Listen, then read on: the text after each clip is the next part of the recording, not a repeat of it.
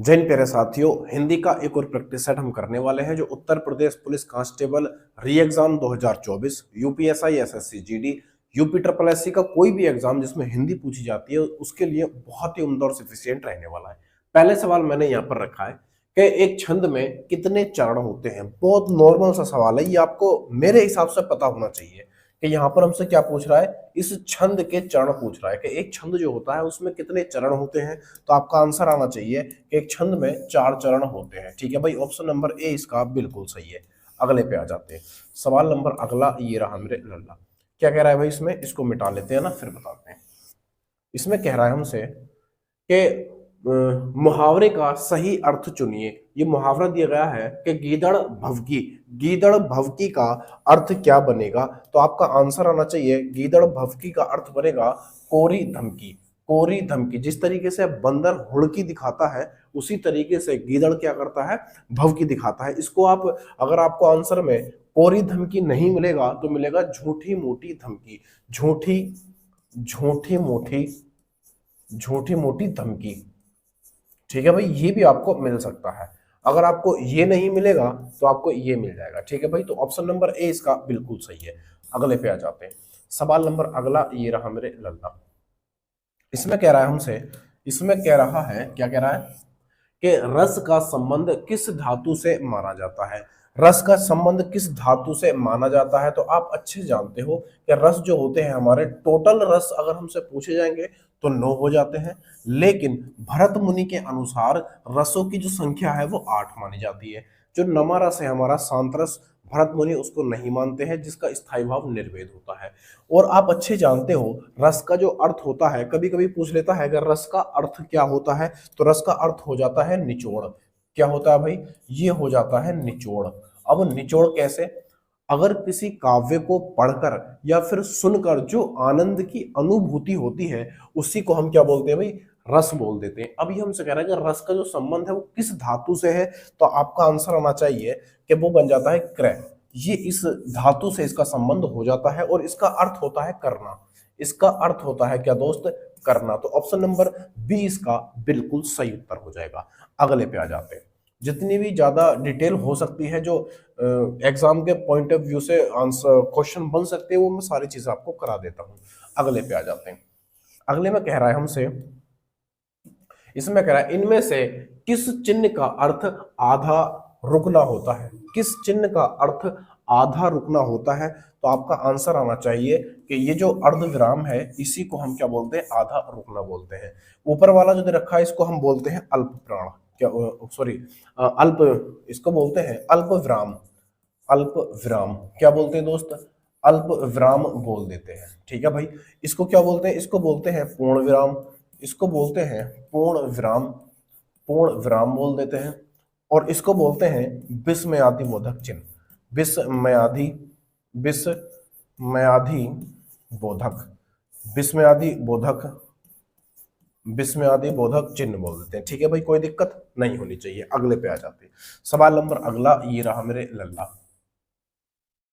क्या कह रहा है भाई इसमें, इसको मिटा लेते हैं ना फिर बताते हैं। इसमें कह रहा है हमसे कि दशानन में कौन सा समास है। दशानन में कौन सा समास है, बढ़िया सवाल है एकदम गजब का। दशानन में कौन सा समास है। तो आपका आंसर आना चाहिए कि दशानन के अंदर बहुब्री समास हो जाएगा। कौन सा भाई, बहुब्री समास। मैंने आपको कई बार बताया है, क्या बताया है कि अगर आपको शुरू में मिल जाए संख्या, अगर आपको संख्या शुरू में मिल जाए और बाद में कोई अंग मिल जाए, कोई अंग मिल जाए, तो इसके अंदर क्या बन जाता है, इसके अंदर बहुव्रीहि बन जाता है। क्या बनता है, बहुव्रीहि, बहुव्रीहि समास बन जाता है। कौन सा, बहुव्रीहि समास बन जाता है। ठीक है भाई, ये बहुव्रीहि। अगर यहाँ पर आप कहोगे कि अंग ना हो तो अंग को छोड़कर कुछ और हो, पहला जो पद है वो संख्यावाची बन जाए और बाद में कोई अंग ना हो तो उसको बोलते हैं द्विगु समास। लेकिन इसमें अंग है तो ये क्या बन जाएगा, बहुब्रीहि समास। ये ट्रिक है एक तरीके से। ठीक है भाई, और दशानन ये किसको इंगित करता है, तो आप कहोगे रावण को, रावण को। ठीक है भाई, ये इंगित करता है रावण को, जिसका तीसरा पद प्रधान होता है उसी को हम क्या बोलते हैं, बहुब्रीहि समास बोलते हैं। कभी कभी ये पूछ लेता है कि ऐसा कौन सा समास है जिसका कोई पद प्रधान नहीं है, तो बन जाएगा बहुब्रीहि समास। ठीक है भाई, ऑप्शन नंबर ए इसका बिल्कुल सही है। अगले पे आ जाते हैं। सवाल नंबर अगला ये रहा मेरे लल्ला। क्या कह रहा है भाई इसमें? इसमें कह रहा है हमसे कि जो किसी भी स्थिति में टाला ना जा सके, वाक्यांश के लिए एक शब्द चुनिए। जो किसी भी स्थिति में टाला ना जा सके उसके लिए एक शब्द बताना है। तो आप कहोगे जो किसी भी स्थिति में ना टाला जा सके उसको हम अनिवार्य बोलते हैं। ऑप्शन नंबर सी इसका बिल्कुल सही उत्तर हो जाएगा। आप ये मत लगा देना संभव ये नहीं होगा, ये भी नहीं होगा, ये भी नहीं होगा। ऑप्शन नंबर सी इसका बिल्कुल सही है। अगले पे आ जाते हैं। सवाल नंबर अगला ये रहा मेरे लल्ला। क्या कह रहा है भाई इसमें? इसमें हमसे कह रहा है, इसमें कह रहा है कि निम्न में से अधिकरण कारक की विभक्ति पहचाने। अधिकरण कारक की विभक्ति आप अच्छे जानते हो, जो कारक होते हैं हमारे वो कितने हो जाते हैं? बोले 8 हो जाते हैं। 8 कारक होते हैं। कौन कौन से? कर्ता ने कर्म को करण से, जैसे कर्ता ने, कर्ता के साथ क्या आता है? ने विभक्ति आती है। कर्ता ने कर्म को, कर्म को, कर्ता ने कर्म को करण से, करण से, कर्ता ने कर्म को करण से, करण से, अपदान से, देखो अपदान के साथ भी से आता है और करण के साथ भी से आता है। दोनों में फर्क बताऊंगा अभी क्या है। अपदान, अपदान से, अपदान से। देखो इसमें ना, इस अपदान में अलगाव होता है। अलगाव, अलगाव का मतलब होता है अलग होना, किसी चीज से अलग होता है। कोई भी चीज किसी वस्तु से अलग हो जाती है तो उसमें अपदान होता है। लेकिन इसमें भी से आता है, जैसे पेड़ से पत्ता गिरा, तो पेड़ से पत्ता गिरा तो पत्ता क्या हुआ? पेड़ से अलग हो गया, है ना। जैसे अब इसमें क्या बनेगा? पेड़ से पत्ता गिरा तो इसमें बन जाएगा अपदान। और एक इस वाले से का अगर मैं आपको उदाहरण दूं, जैसे मैं मार्कर से लिखता हूं, जैसे मैं मार्कर से लिखता हूं, तो ये मार्कर क्या बनेगा? एक साधन बनेगा। यानी अगर यहाँ पर साधन होगा, अगर साधन की बात होगी, अगर किसी साधन की बात होगी या माध्यम की बात होगी तो वहां पर करण होता है। अलग होने की बात होती है तो वहां पर अपदान हो जाता है। ठीक है भाई। तो 8 होते हैं। कर्ता ने कर्म को करण से, है ना, संप्रदान के लिए। एक आता है संप्रदान, एक आता है संप्रदान। इसके लिए जो विभक्ति आती है उसको आती है के लिए, के लिए, है ना। कर्ता ने कर्म को करण से, संप्रदान के लिए, अपदान से। और एक आता है संबंध, संबंध, संबंध के साथ का की के आते हैं, का की के। ये किसके साथ आते हैं? तो आपको हो गई आते हैं संबंध कारक के साथ। और एक आता है अधिकरण, एक आ जाता है अधिकरण, अधिकरण, अधिकरण के साथ क्या आता है? इसके साथ आता है मैं, एक आता है मैं, एक आता है पर, और इसके साथ ऊपर भी आ जाता है, मैं पर ऊपर। ये सब किसके साथ आते हैं? मैं पर ऊपर, ये अधिकरण के साथ आ जाते हैं।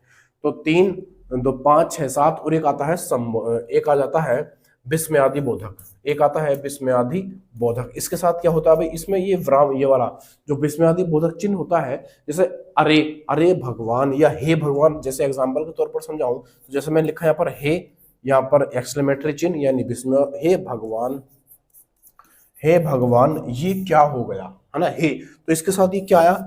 विस्मयादि बोधक चिन्ह आ गया। तो इसके साथ एक ये भी आता है। तो कितने हो जाएंगे? 1 2 3 4 5 6 7 8। ये कितने हुए भाई? इस सहित 8 हो जाएंगे। तो कारक हमारे 8 हो जाते हैं, सबकी विभक्ति है।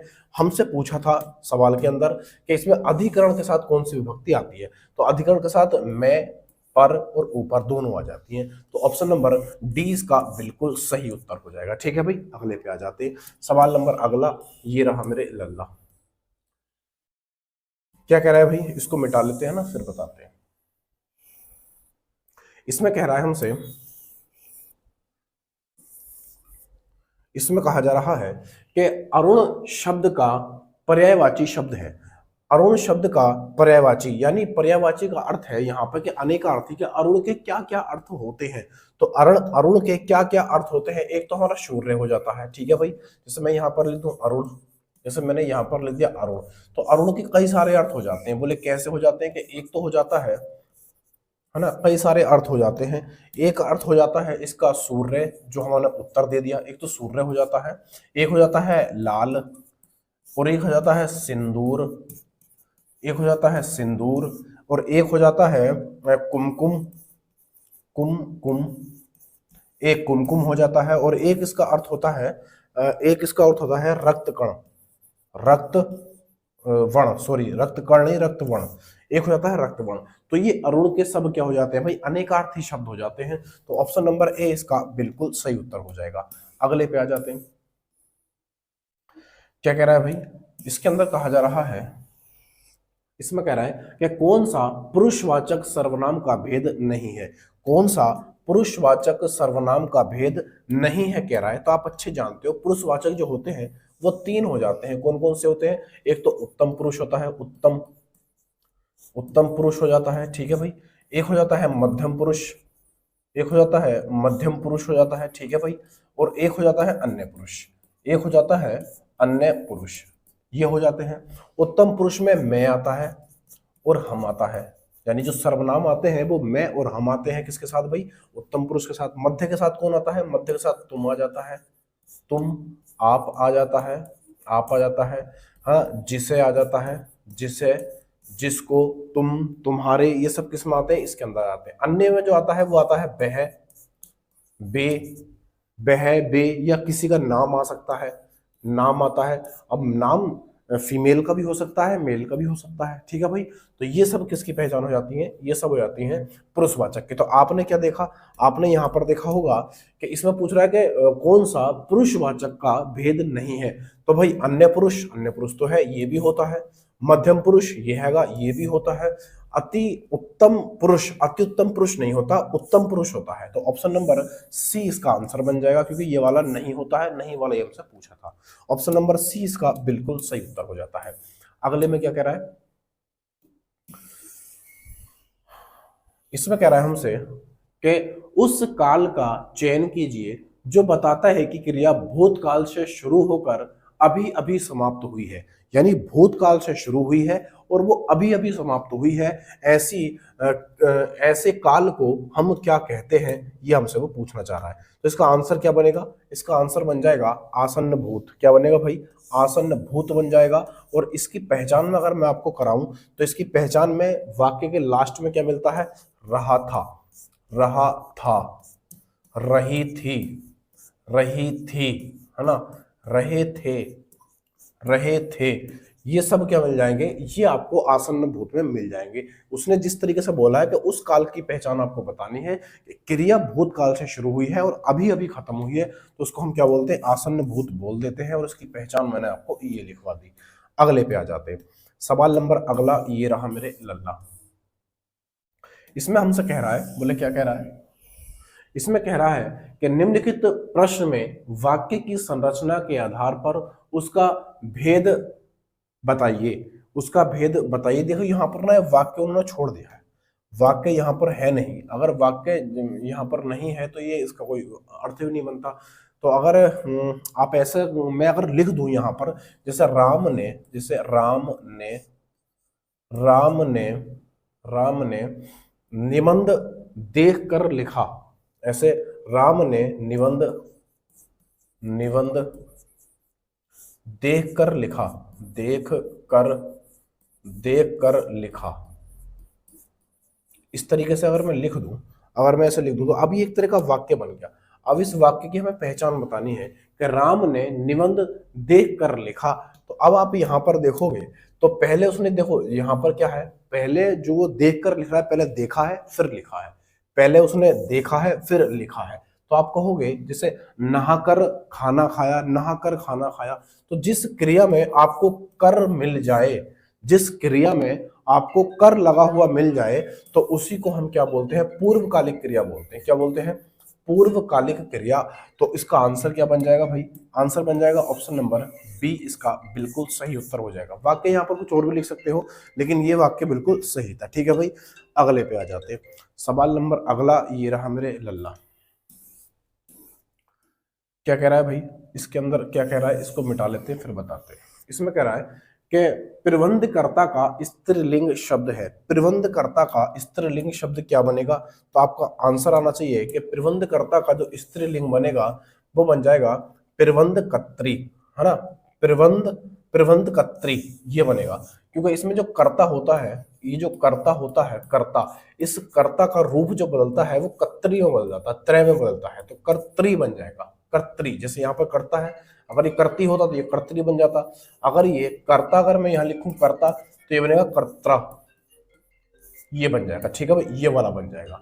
तो ऑप्शन नंबर इसका सी बिल्कुल सही उत्तर हो जाएगा। अगले पे आ जाते हैं। सवाल नंबर अगला ये रहा मेरे लल्ला। क्या कह रहा है भाई, इसमें कह रहा है कि नेता का बहुवचन रूप क्या होगा। तो आप अच्छे जानते हो कि नेता का जो बहुवचन होगा वो नेता ही होता है। ऑप्शन नंबर डी इसका बिल्कुल सही उत्तर है। अगले पे आ जाते हैं। क्या कह रहा है अगले में, अगले में कह रहा है हमसे कि कौन सा व्यंजन नासिक के द्वारा उच्चारित होता है। नासिक के द्वारा मतलब नाक से बोला जाता है। तो आप अच्छे जानते हो कि प्रत्येक वर्ग का जो अंतिम अक्षर होता है, प्रत्येक वर्ग का, जैसे मैं यहां पर लिख दूं, प्रत्येक वर्ग का अंतिम अक्षर, अंतिम अक्षर क्या होता है भाई, अंतिम अक्षर नासिक्य होता है। नासिक्य क्या होता है भाई, नासिक्य होता है, नासिक्य होता है। एक डेफिनेशन इसकी ये बन जाएगी। और दूसरा, ये प्रत्येक वर्ग का पंचमा अक्षर, पंचमा अक्षर भी क्या होता है भाई, ये भी हमारा नासिक्य कहलाता है। तो ये वाली डेफिनेशन हो या फिर ये हो या ये हो, दोनों सेम ही है। तो यहां पर आप देखोगे तो लास्ट का अक्षर है वो हमारा निर्णय बन जाता है। ऑप्शन नंबर डी इसका बिल्कुल सही उत्तर हो जाएगा।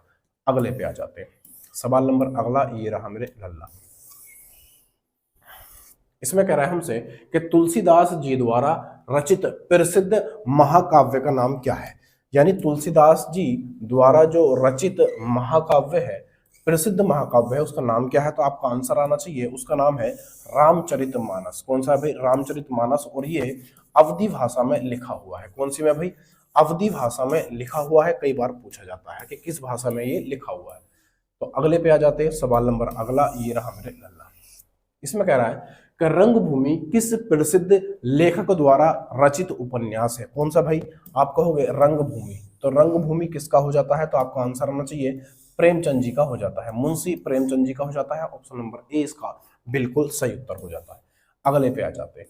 सवाल नंबर अगला ये रहा मेरे लल्ला। इसमें कह रहा है हमसे कि ग्राम का तद्भव शब्द क्या है। देखो तद्भव की बात कर रहा है, तो तद्भव का मतलब मैंने आपको बताया था, तद्भव का अर्थ होता है हिंदी वाला। तद्भव का अर्थ होता है हिंदी वाला और तत्सम का अर्थ होता है संस्कृत वाला। तो हमसे हिंदी वाला पूछ रहा है, तो आपका आंसर क्या आना चाहिए कि यहाँ पर एक ही दिखाई दे रहा है, गांव। गांव जो हो जाएगा वो हमारा आंसर बिल्कुल सही हो जाएगा। और गांव की स्पेलिंग ये वाली होती है, इसमें बिंदी नहीं बल्कि चंद्र बिंदी आती है। ठीक है भाई, तो ऑप्शन नंबर बी इसका बिल्कुल सही उत्तर है। अगले पे आ जाते हैं। क्या कह रहा है इसमें, इसमें कह रहा है हमसे कि वर्ष 2017 का साहित्य अकादमी पुरस्कार किस लेखक को दिया गया। ठीक है भाई, कौन सा 2017 का कौन सा साहित्य अकादमी पुरस्कार। तो आपका आंसर आना चाहिए, ये दिया गया था रमेश कुंतल मेघ। रमेश कुंतल मेघ को 2017 का साहित्य अकादमी पुरस्कार दिया गया था। अगले पे आ जाते हैं भाई। सवाल नंबर अगला ये रहा मेरे लल्ला। क्या कह रहा है इसमें, इसमें कह रहा है कि कौशल शब्द का पर्यायवाची शब्द क्या है। कौशल का पर्यायवाची शब्द क्या बनेगा। तो कौशल मतलब इंटेलिजेंट व्यक्ति, और इंटेलिजेंट व्यक्ति को हम दक्षता भी बोलते हैं। ठीक है भाई, ऑप्शन नंबर ए इसका बिल्कुल सही उत्तर है। अगले पे आ जाते हैं। इसमें क्या कह रहा है, इसमें कह रहा है हमसे कि अवगुण, इसमें कह रहा है हमसे कि, इसमें कह रहा है क्या बोल रहा है कि अवगुण, इसमें कह रहा है कि अवगुण शब्द में उपसर्ग है। अवगुण में कौन सा उपसर्ग लगा हुआ है वो हमसे ये पूछना चाह रहा है। आप अच्छे जानते हो कि जो मूल शब्द होता है उसके जो पहले लगता है उसको हम उपसर्ग बोलते हैं। क्या बोलते हैं भाई, उसको उपसर्ग बोलते हैं। बाद में जो लगता है उसको हम प्रत्यय बोलते हैं। क्या बोलते हैं, प्रत्यय पूछता है ना। तो इसमें क्या है, अवगुण। तो अगर मैं ये लिख दूं अवगुण, अवगुण, इसको जब आप तोड़ोगे तो अव अलग हो जाएगा और गुण अलग हो जाएगा। ठीक है भाई, गुण अलग हो जाएगा। तो उपसर्ग क्या बनेगा, अब बनेगा। तो ऑप्शन नंबर कौन सा बनेगा, तो ऑप्शन नंबर इसका डी बन जाएगा। इसका बिल्कुल सही उत्तर हो जाएगा डी। ठीक है भाई, तो आज के लिए इतना रखते हैं। वीडियो पसंद आया तो लाइक से सब्सक्राइब करके जरूर जाना। अगली वीडियो में फिर मिलेंगे, तब तक के लिए जय हिंद जय भारत।